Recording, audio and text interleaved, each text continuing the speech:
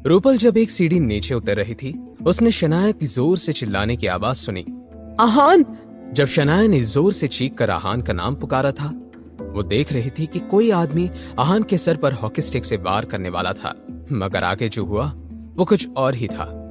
शनाया और रूपल ने देखा कि जिस गुंडे ने अपनी हॉकी स्टिक आहान की तरफ बढ़ाई थी, आहान ने उस गुंडे का हाथ मरोड़कर 1 सेकंड के अंदर अंदर उसे जमीन पर लिटा दिया था।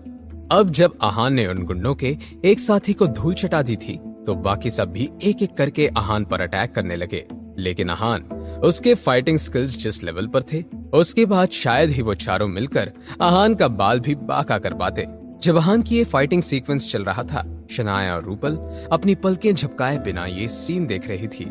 शनाया ने आहान की तरफ देखते हुए रूपल से कहा, यार रूपल, मेरा हबी कितना हैंडसम लग रहा है यार, सेम टू सेम किसी साउथ इंडियन फिल्म के एक्शन हीरो जैसा लग रहा है। आहान की तारीफ करने में शनाया इतनी खो गई कि उसका रूपल की तरफ कोई ध्यान नहीं था। उसे कहाँ पता था कि शनाया की कही किसी भी बात पर रूपल का भी बिल्कुल ध्यान नहीं था। रूपल बहुत ही बोल्ड लड़की थी, जिसे ऐसे एक्शन सीन्स बहुत पसंद आते थे।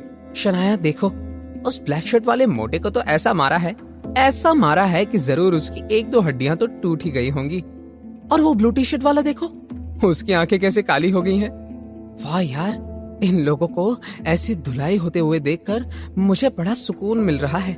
रूपल के चेहरे को देखकर ये बात कोई भी बता सकता था कि वो अपने सामने इस सीन को कितना एंजॉय कर रही थी। कुछ देर उन गुंडों को पीटने के बाद आहान रुक गया। आहान ने फिर उस गुंडे का कॉलर पकड़ा और उससे सवाल करते हुए कहा, अब तुम बताओगे कि तुम सब कौन हो और तुम्हें किसने भेजा है?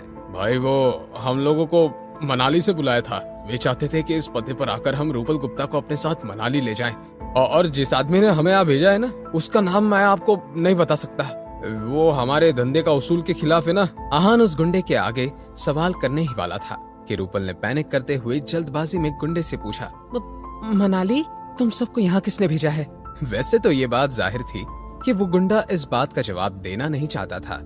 आहान ने उस गुंडे की तरफ घूर कर देखा और उससे कहा, तुम बता रहे हो या फिर मैं? हाँ भाई, बता रहा हूँ। वो उसका नाम रजत चौधरी है। वो हमारे मनाली के बहुत ही जाने माने बिजनेसमैन है। हमारे बाकी के साथी प्लाजा बार गए हुए हैं किसी विकी भाई को पकड़ने के लिए।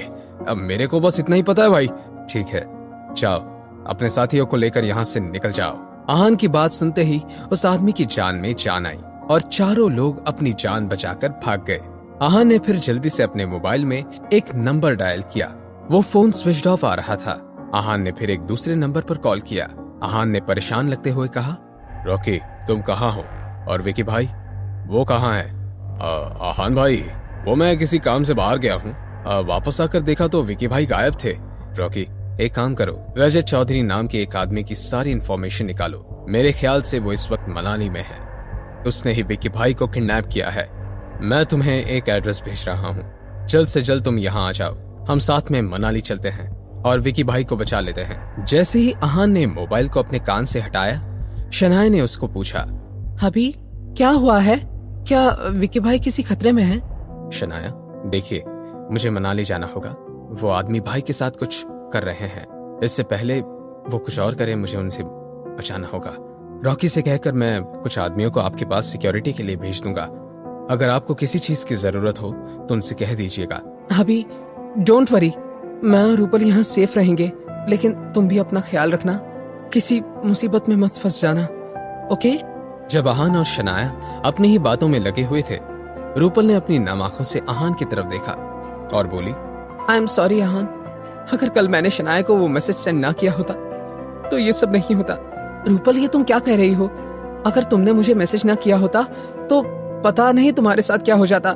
हाँ रूपल, तुम्हें परेशान होने की कोई जरूरत नहीं है, और वैसे भी तुम इतनी इमोशनल अच्छी नहीं लगती। रूपल, तुम न मुझे डांट लगाती रहा करो, वो तुम्हें ज्यादा सूट करता है। ठीक है जीजू, आगे से इस बात का ध्यान रखूंगी।